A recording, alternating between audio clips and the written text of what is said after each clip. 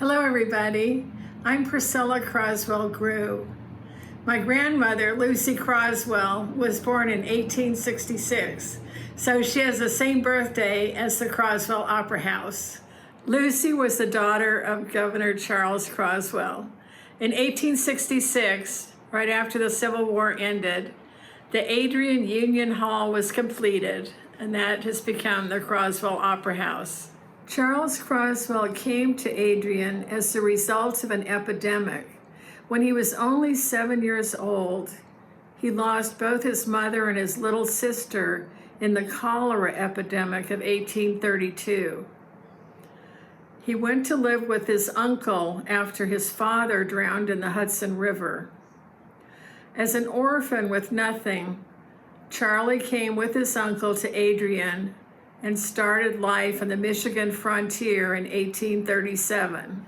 In Adrian, Charlie was mentored by the noted attorney Thomas Cooley, taught himself the law by reading law books, and rose to become a state senator and eventually governor of the state of Michigan. His life is an inspiring story, starting from nothing and then conducting a life of public service. On behalf of the Croswell family, I would like to thank all of you in Michigan who for generations have preserved and treasured the Croswell Opera House and also the Croswell House, which Charlie built with his uncle in the 1840s. Thank you for joining this special tour celebrating the 155th birthday of the Croswell Opera House. Yeah. Movie box office where they Right, tickets. right. Oh, hi. I'm John MacNaughton, and I'm Stephen Kiersey. and we've been asked to give a tour or talk about some of the history of the Croswell since we've been involved here for so long. Steve, I think, is actually older than I am. Yes. My first show was in 1968. I Right. think it was 68 or 69, Gypsy. And then mine was Tom Sawyer, 1969. I Okay. played Huckleberry Finn. And right? we've been involved in the Croswell all that time. Yeah. But we're talking about the 155 years of the Yeah. Croswell. Right. Even though we've only been involved in about, 50 years of the Croswell? 40 something. Only 50. Only Yeah, 50 yeah, years. Yeah. But originally, where we're standing was not enclosed. This was originally the Right, it was an entrance was alley. just an alleyway that went up to the doors there where the front door of the Croswell was in Right. 1866. Right. And it remained an open alleyway. There were buildings on either side, but it remained an open alleyway until 1921. Right. When they then built the roof, they covered it over and put in many of you remember, the sloped terrazzo floor. Sloped terrazzo floor up to the Right, entrance. with the velvet ropes down the middle. Yeah. Went in Yeah. on one side, out on the other. That's right, yeah. And then it had all the posters. Yeah, movie posters along the Yeah, wall. Right, the showcases Yeah. along the way. Yeah. Yeah, and I think the ceiling wasn't this high. No, I don't think so. This It is was new. it was a much lower Yeah. ceiling. So Steve mentioned there were two different buildings that weren't part of the Croswell on either side, Right. which in the 70s, the Croswell was able to acquire the buildings. And on the left, that became mainly the box office. Art Yeah, a gallery. little art gallery, which it still serves as. It's still a box office and art gallery, just very different configuration. Much more open and easier access. Yes, to. yes. Yeah. And then over on this side was the Heritage Room. Heritage Room, right, which is now Farver's, beautiful Yeah. place. So you used to come up where this window is where the stairway, you Right. went down the steps into this room. Yep. And you could get, the concessions were down there. There was a little kitchen counter and you could buy a Coke or whatever. And down there. restrooms. There were also And restrooms are extra down there. restrooms. Right. And the space was used for rehearsals quite a bit. Rehearsals. When we just needed extra space to rehearse But it something. was primarily used as people could come in here during intermission of a show Right. and have their snack and just relax. a little gathering Yeah. place, right. But Yeah. now it's a fully functioning bar. Yeah, and so open and yeah. Yeah. And now they do cabaret Cabarets, here, comedy nights. Comedy night, We've yeah. had play readings. Yeah. It's a great place to come and get a drink before a show. Yeah. It's a great place to come and have a drink after the show. A lot of actors after a show is over. Yeah. And the orchestra. It is. It's actually a great meeting space after a show when the actors can say to their friends, "I'll meet you out front once I get I'll meet you out front at Farver's." Yeah. So it's a fun place to come, and it's a great addition to the Croswell. So well, let's go over and look at the lobby. Yeah. Okay. This lobby changed a lot. Coming into the lobby, the original lobby actually was Started right here. Yeah, this was the front of the Croswell right here. You went down the long alleyway. Up 3 or 4 steps into the doors, and here we are. Into this little space here. And the lobby is actually, I think, pretty grand looking now. Yeah. It's been so Probably small then. not as grand then. Yeah. Most people are really familiar with this chandelier, which has been here since the 70s. But it's not original to the Croswell at all. Not that, I guess nothing really is it? But it came from next door. The building next door was a furniture store. Walper's Furniture. Yeah. And now it's City Hall. And that it was, I think, given to the Croswell at that point. But the nicest renovation here is the elevator. Yeah. We now have an elevator that can take patrons upstairs to the rehearsal studio, the studio theater, Access the to the balcony. It's a great addition to have this, and it's fun to ride. I like to ride in it every once in a while myself. Not too many elevators in Adrian, I think. Right. And this was, in the movie years, this was the concession stand. Right. For the movies. So when you came in to watch a movie, you'd come here to get your popcorn and your candy. I guess before it was a concession stand, it was the general manager's office. I guess I could have been. I'm not sure, but I remember it as a concession stand for the movies. Right. And then it became a production area, production room. The tech booth where the light board, the sound board were, and there was a big window in that wall so the techs could see the stage. Right. And now it's been converted back to a concession stand. So the more things change, the more they stay the same. Right. Well, let's go and take a look in the inside the theater, in the auditorium. So, Sabria, did you know that in 1876, the Croswell for 1 week was a roller rink? Mm-hmm. It was. And it only cost 25 cents. 25 cents for skates and admission. Really? How Yeah. much does it cost now? About $10, if not more. Oh, I'm really old. From what I understand, it was H.J. Fenton who did this. And he decorated it all up, and he came in with his roller skates, and he was very proficient in roller skating. And he brought his 2 nieces. What were their names? Minnie and Fanny. There we go. There we go. And Minnie and Fanny were really good too. I heard they had won some awards and things like that. So I don't know if I could really see it happening, but and this was before the floor. The floor was the house was raked. Yeah. So, and you know, it's sort of interesting because many years later, like about a year and a half ago, I happened to choreograph a show here. And it was the Andrew Lloyd Webber music.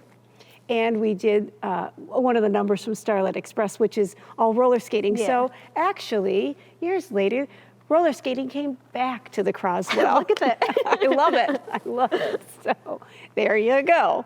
But yes, it's great to be back in the theater. Very much so. Very comfortable space. I can feel the ghosts of all those roller skaters in here right now.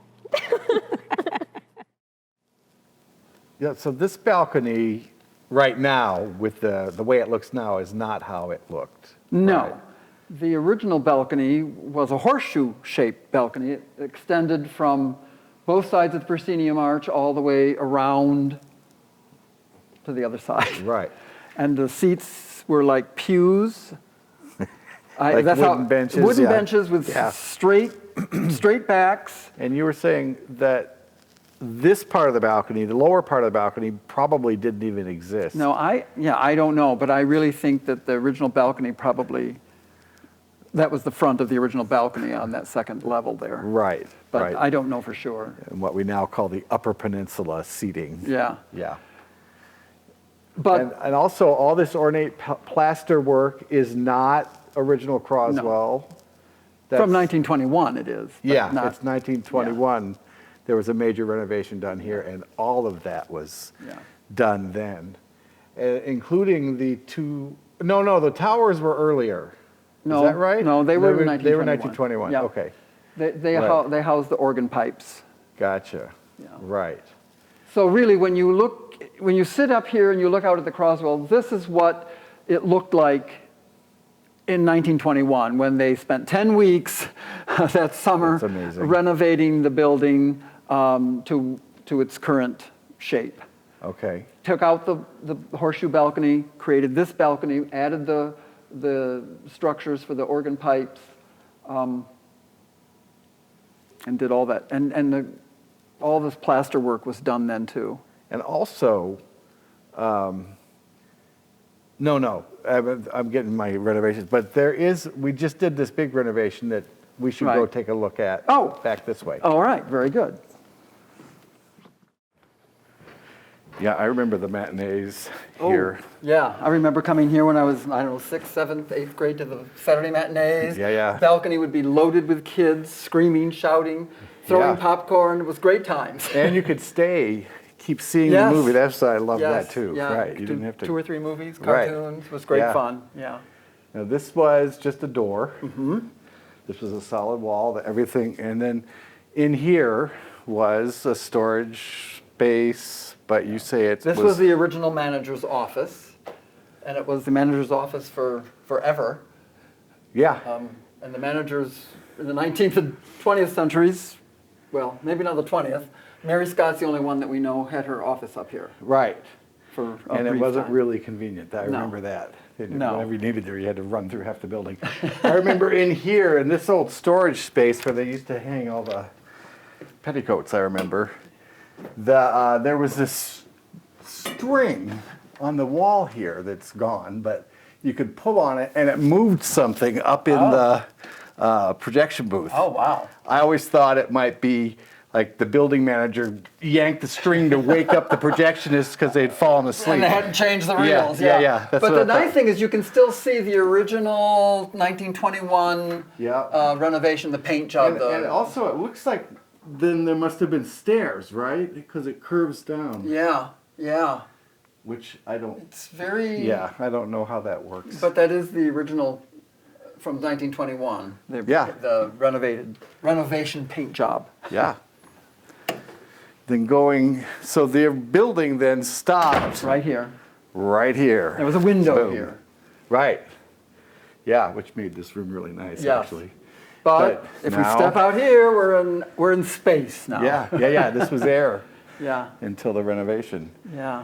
And all the way through. I mean, we're right above the entryway. The alleyway. Yeah. Right. Yeah. Right. And so now we have the studio theater. So let's go and take a look at the studio. Yeah, Why see not? what's going on? Yeah, so right now where I'm standing was air, Absolutely. and then right behind you it was the rehearsal room. Yeah. This is the room above the Heritage Room Right, downstairs. it was just half the width of this room. Yeah. It was a long, narrow room. Yeah. Long, skinny room. I remember being very hot. Yes. Crowded, full of people working. The crank windows we had to, Yeah, that's right. Because originally it had been a doctor's office or a dentist's office upstairs here. Right, that's right. And it had the little kitchen counter with the Yes. gas jet. Was he a dentist? I can't think he remember. was a dentist. but, Yeah, yeah. It did have mirrors along the walls so that we could have dance rehearsals, but of course there wasn't much height, so the poor dancers couldn't do lifts or Right. much of that. Yeah. But, And the entry was at that end. came up from the Heritage Room. Right. You came up the stairs and then you'd sneak in Yeah. the middle of rehearsal and always Yeah. disrupt everything. Yeah. So, But it was a great improvement, and then 1977, I want to say, Yeah. is when this room was created. And now, with the renovation, we now have this large rehearsal room Yeah. with a space that equals the space of the stage downstairs. Right. Width and depth. Width and depth. Yep. Much higher. We still have the mirrors. Yep. The and floor. This room gets used for all kinds of events now, Right. more than just rehearsals. Right. Its primary use is still rehearsals, but they do weddings. We've done plays in here, receptions, parties. Yeah, all kinds of things. There is a kitchenette back here, Yep. so there can be catering. So Yeah. it's really a wonderful multi-purpose room. It's a great addition. Yeah. We thought it was great in the 1970s when they built the rehearsal room. This one is even better. You know what else is great is it used to be if you had to get to the office when you were here, you had to run downstairs, run across, and run back up the stairs. Now you Or can- you could crawl through the windows onto the roof and then And into go the over, windows. yeah. Yeah. Yeah, but now you just walk through a door and you're in the office. It's really handy. Yeah. You want to hear about the bat that flies around Croswell? No, I think I saw it when you saw it, but I think I just got a fleeting glance of it. So you got a better look at it. So you tell me about that. It was summer of 2018. We were doing Barnum, and I remember because we were blocked on these like 2.5-foot pedestals, and so I was a lot higher than everyone else on stage, and I was looking out towards the mezzanine level, and I saw Herbie just flapping around, and the only reason why I was worried the whole time was because I was so much higher than everyone else, and I was like, if this bat comes towards the stage, I'm the one he's going for. Yeah. I had heard the story about during producers that he was very active, Yeah. whether it was Herbie or one of his kinfolk or whatever. But and I think Steve Antlich was playing the lead, and he was doing that big number at the end, Betrayed or whatever. And I think it picked that time to like dive bomb him or whatever. And I wasn't there, but there was somebody we were talking to. It must have been after Matilda, and the guy said, "I was there that night." And he goes, I can't believe how well you kept your composure and you just kept going. Have y'all heard about the story about Leo the Lion? I think that's the name. Leo the Lion? Leo the Lion? The MGM? Yeah, the mascot? MGM. Yeah. Oh, okay. So the Croswell, for some reason, brought that lion here in the 1920s, and they wanted to hear the lion do the roar. But instead of the roar, the lion yawned. So let's say, for some reason, today, Jerry just decided, you know what, let's bring a lion. Leo might still be alive, who knows. Or one of the kinfolk. Exactly, like Herbie, Like right? Herbie, yeah. So let's say Leo was here. Jerry said, you know what, guys? Me being Jerry Ryder, let's just invite that lion here one good time. How would you react? I might have to miss that event. Being a, Maybe I could do a Zoom meeting with Leo? so you wouldn't be here with the lion. Maybe from afar. Okay. I can honestly say I'd probably come in and check him out face to face. Really? If I knew he wasn't going anywhere, absolutely. How close would you sit? Probably as close as I am to John. Wow. Not I.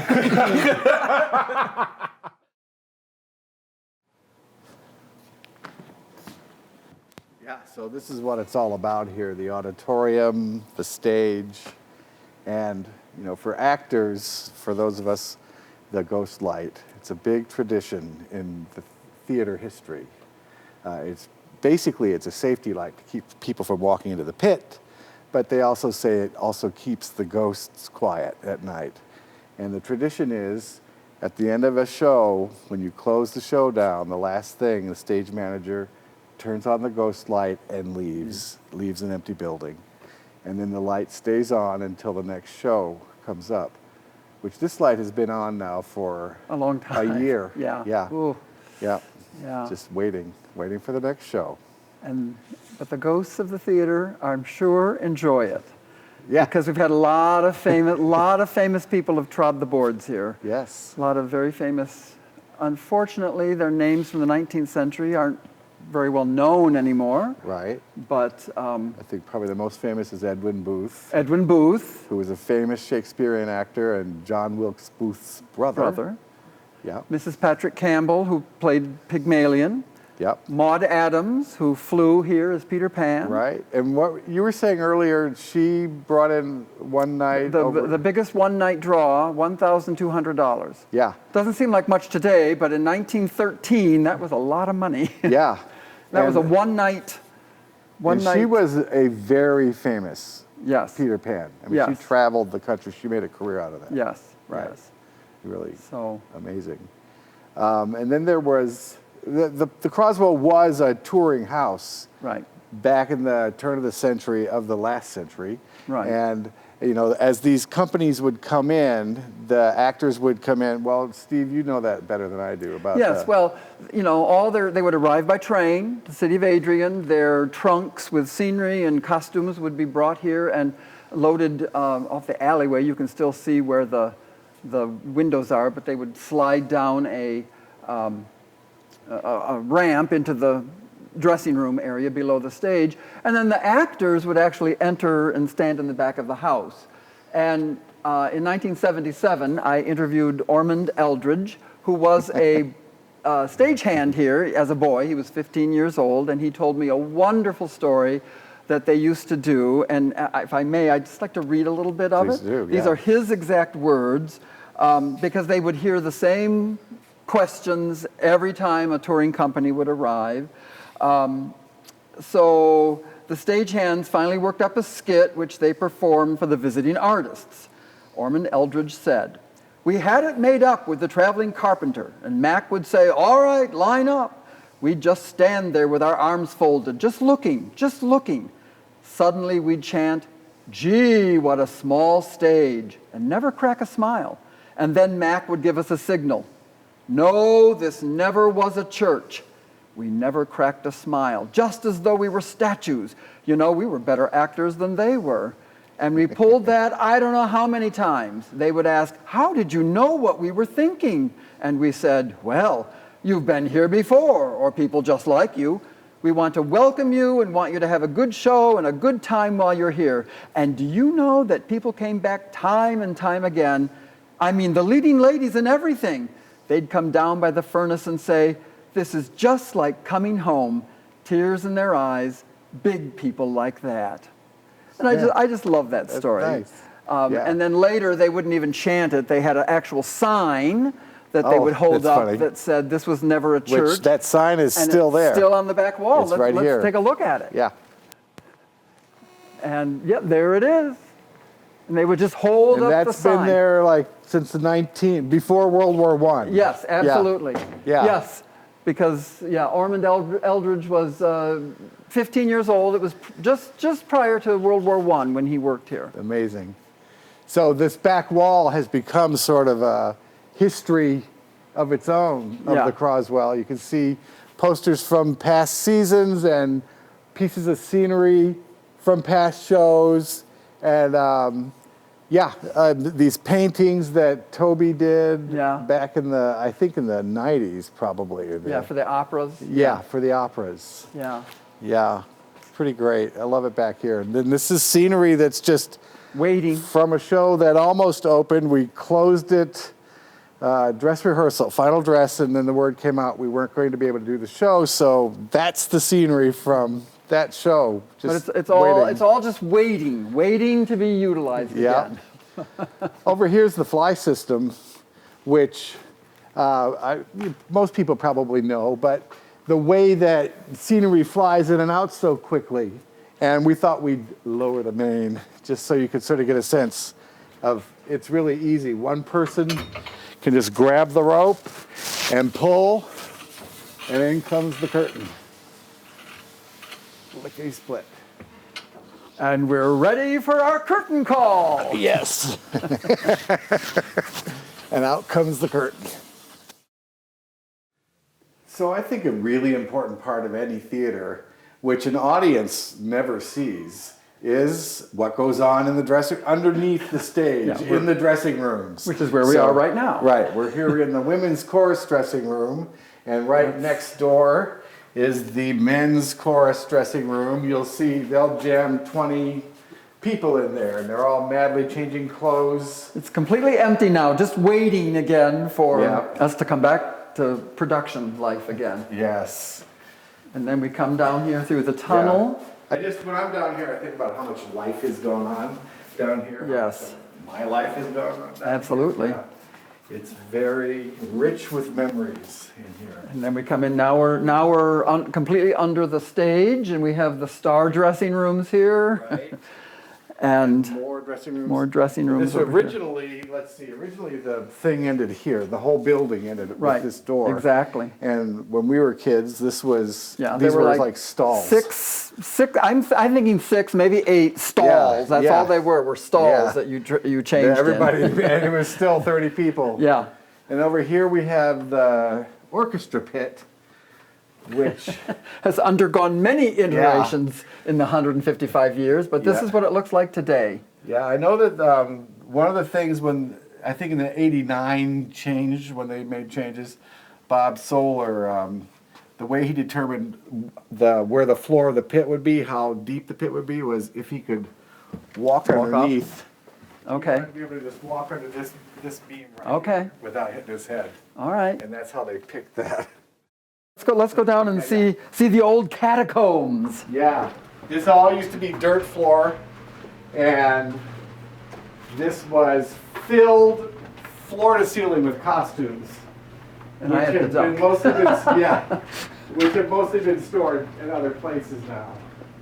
You see some costumes, but there are thousands and thousands and thousands of costumes. But remember how we used to store furniture down here? It was the dirt floor. Well, that was in here. And we had to come down through the men's dressing room, or through the men's restroom, right? and get the furniture and haul it up and carry it Yeah. up. But now this is just wonderful. Yeah, now this is all I mean, this is where they build costumes. This is usually covered with sewing machines. Right now they've got an archive project going on here. And then in here, this was also jam-packed full of furniture. Yes. But now it's like this nice cutting board, all this fabric. I mean, it's a wonderful spot for the costumers now. Nice and warm down here too. Yeah, yeah. And cool in the summer. Right. And I know dirt was always an issue. Everything. Yes. Oh, yes. Yes. So having this paved is wonderful. Yeah. Absolutely wonderful. Yeah. I'm always afraid I'm going to hit my head until I get over here. But, Yeah. This is Wiggs. No, Wiggs moved. but you can see some of the original basement yeah. walls right. here. Yeah. And all these rafters. I mean. Yeah, these are all the original. We're right under the seats right Right. now. This is right Right. where. You can actually see the slope in the floor, Right. in the main auditorium floor. And And got my there's name Bob Soler's name. these are from the original entryway, Ah. or the 1920s entryway, Yeah. I guess. Those windows. Yeah. And now Back up here. back up here. Here we are, back in the dressing room area. This is the story of George Avery. Singers, actors, and magicians were all popular attractions during the Croswell's early days. But what about a professional walker? Interesting. Let's proceed. In January of 1877, a man named George F. Avery, I'm thankful for the middle initial, came to town promising to walk 50 miles in one day without ever leaving the Opera House. What does it take to become a professional walker? I don't know. What is it? I don't know. It's gotta be a I also class. am curious how you would decide that I want to do it Do you indoors. think there's leagues? Maybe. Maybe there's leagues. Maybe it was a challenge. I don't know. Beginning at 1 o'clock on January 15th, so not an early riser. Nope. He stopped only for a brief supper, thankfully not dinner, at 6 and finished his walk in just over 9 hours. Okay, so 1,000, can you do the math? 1,000 laps in 9 hours, what's his pace? I'm back to Not you. good. I would have started in the morning. Well, right. I mean, nobody's fresh at 1 p.m. No. And quite a few people actually showed up and celebrated this walker as he made his circuits. I mean, I didn't even know to call them circuits. I would have called them laps, perhaps. How exciting. How exciting. To watch him walk around you. But like any story, there's a bummer to it, Jeff. Uh-oh. The proceeds from the admission were not enough to cover the rent that Avery had paid for the Croswell. I would like to know how much the tickets cost. I don't know. And who would pay that? But like every movie, it ends on a high. Avery was not troubled by the fact that he had a loss on this deal because his sights were set high on a competition in Jackson 1 week later where he stood the chance to win not $100, not $200, but $500. Must have been a bigger auditorium. And did we figure out how much $500 if he did win? $13,000. So $13,000 in today's. there still isn't a $13,000 prize in Jackson, Michigan. So I don't know how in the world that was going to happen in 1877, but I don't know. But nobody might feel any smarter, but certainly you know a new story about the Croswell.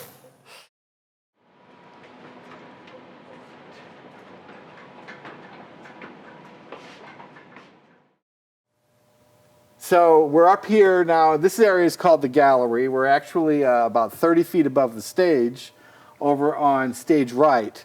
And this rail right here is called the pin rail because of the pins. And this is where they actually used to fly the scenery. And you can see the ropes would go up to the grid at the top there and across, and then the scenery comes up and down based on people standing here pulling ropes.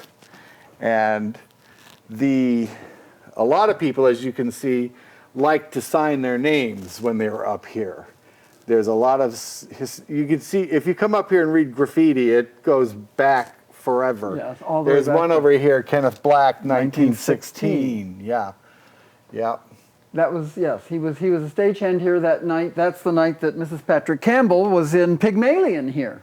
Which George Bernard Shaw wrote that role of Eliza for her. Because Right. they were having an affair. Oh, I didn't know that part. Oh, yeah. Oh, yeah. That's great. They were having an affair, and he wrote the role for her, and it was wonderful. They never got married. But then she toured the show with her husband. Yes, with her actual husband. And you can see the old, the remnants of old posters still from the clinging to the vaudeville wall. days. Yes.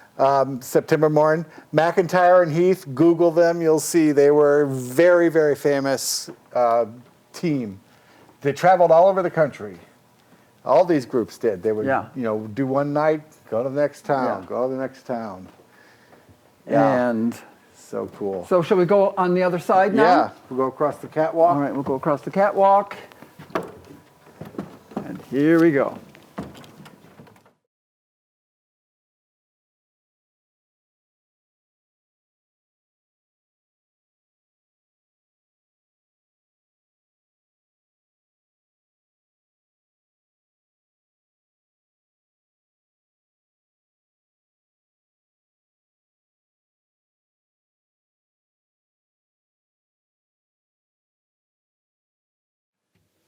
Yeah, so this is, you're up in the attic right now. This is the very top of the Croswell. We're right above the seats.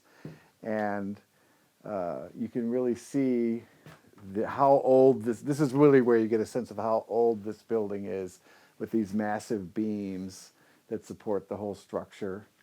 I know that when we were setting up to do Mary Poppins, one of the big issues, we had to, raise a huge truss up, place it up next to the ceiling in the auditorium. And the thing that supported that truss were these giant cables with winches. It was a complicated, anyway, they had to do tests on these beams to see if they were strong enough to support the weight of all of that equipment, plus, Mary Poppins herself. And it was all just strung here. We drilled holes through the ceiling, and it was a big deal. And it was worth it. It was a great effect. Yes, when yes, Mary it flew was. to the balcony, it was really fun. Yeah. And here's this winch Oh, yeah. to lower the chandelier in the auditorium to clean them and change the light bulbs. When you need to change the bulbs, you just there and crank that winch. Takes about 10 minutes to get the thing down to the ground. And you can Change see out the some of the bulbs. original shale shingles from the original roof. And then the other chandelier that hangs over the auditorium is on the other side, and whichever intern in the summer has fallen out of favor has to crawl across this ladder to get down to the winch on the other side. oh, HVAC equipment. Yeah. And then this takes us into the front of house light bay, which Yes. So all these instruments here are used to light mostly the downstage area. That's about what they cover. And these were installed in the 70s, I want to say. Yeah. Made a big difference. It opened up a lot of options for us to be able to light shows. And there's more. Oh, you know what in here I like? Because it shows where there used to be windows in the building. Yes, right I mean, here. that was a window right here.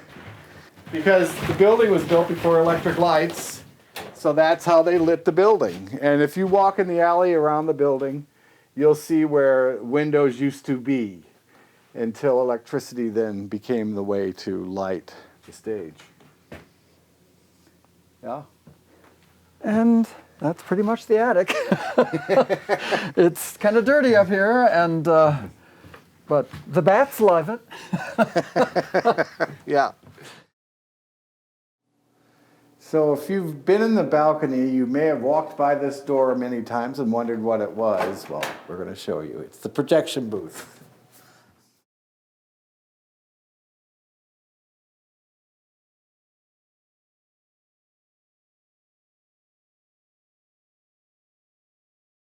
Here we are in the projection room, yeah. 1921.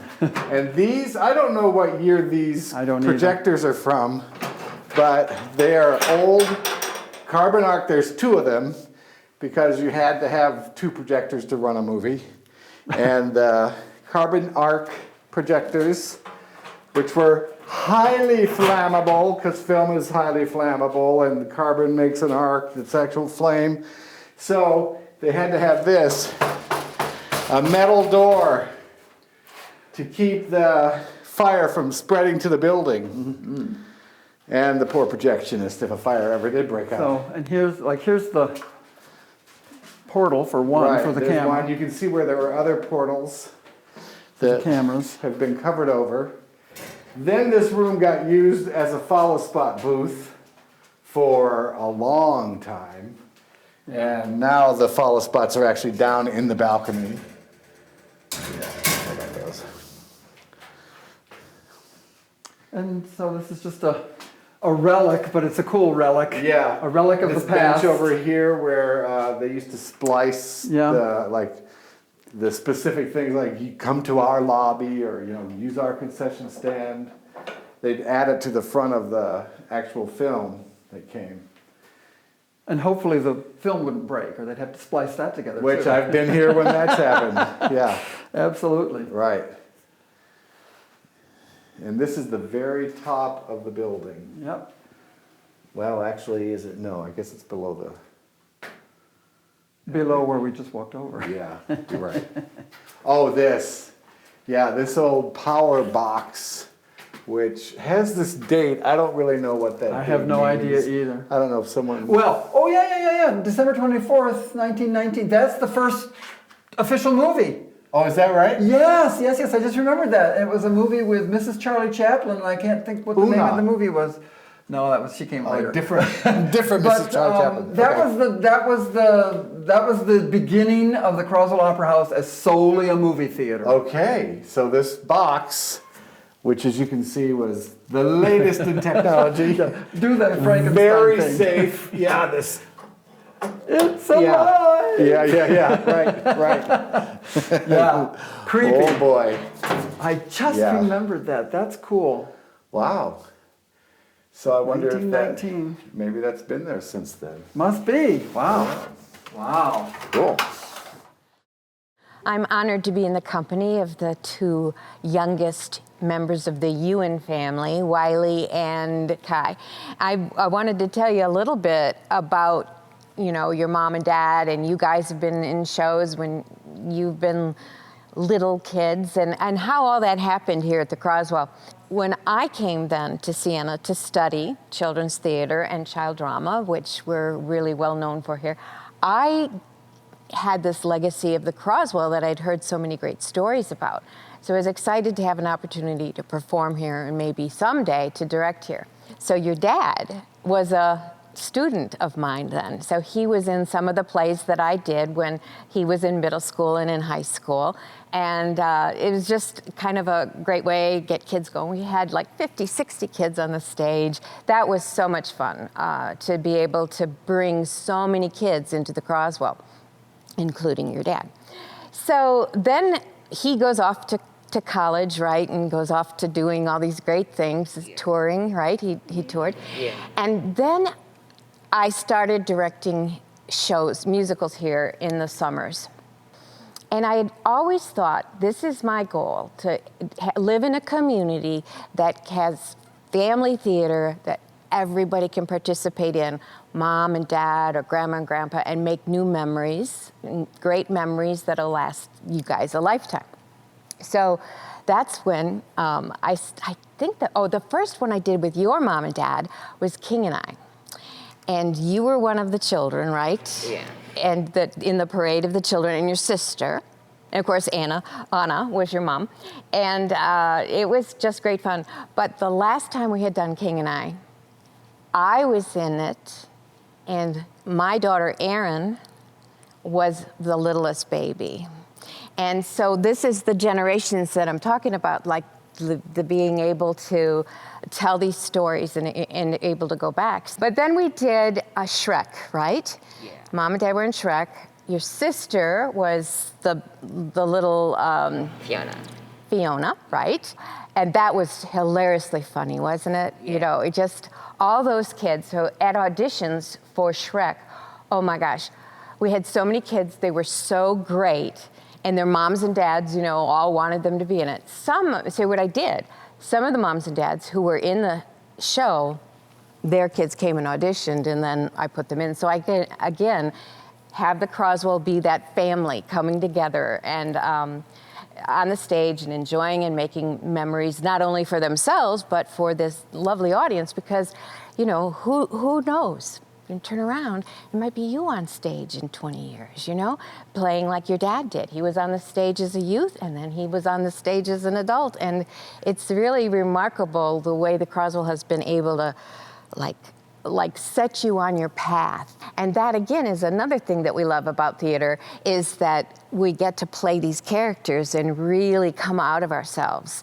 And as children growing up, then we have that time and that opportunity to test all these people out of who we could be, these characters. And that's sort of like what you do in drama, right? Yeah. Yeah. So there was the horse in The Music Man. Yes. That forced us to be in the wings when the horse was on stage because there wasn't enough room. Because the horse was more important than the barbershop quartet. Absolutely, absolutely, yeah. Well, that just about does conclude our tour of the Croswell Opera House. Yeah. Hope you've enjoyed it. Got to see some things that you don't normally see. Yeah, we've enjoyed it. We've had a great time remembering all the past things that we've, in our 50-some years. Our 50 years out of the 155 years. Yes. So happy 155th birthday, Croswell Opera House.